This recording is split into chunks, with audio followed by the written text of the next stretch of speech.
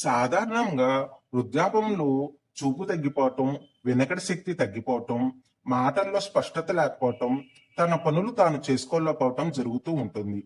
ఒకరి చేత చేయించుకోవాల్సి వస్తుంది. ఆలోచించే శక్తి కూడా తగ్గిపోతుంది.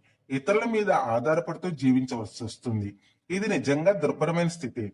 సహజంగా ఇలాంటి సందర్భాల్లో దగ్గర వారు కూడా సరిగా పట్టించుకోరు.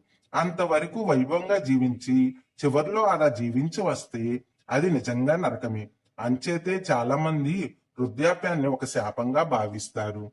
వృద్ధాప్యం వచ్చిన ఇంద్రియాల శక్తి యథాతథంగా ఉంటే ఒకరి మీద ఆధారపడాల్సిన పని లేదు కదా. ఆ జీవితం ఎంతో ఆనందంగా ఉంటుందో మనం ఊహించవచ్చు. ప్రస్తుతం వృద్ధాప్యం వస్తుందనే భయపడుతున్నారు. వృద్ధాప్యాన్ని శాపంగా భావిస్తున్నారు.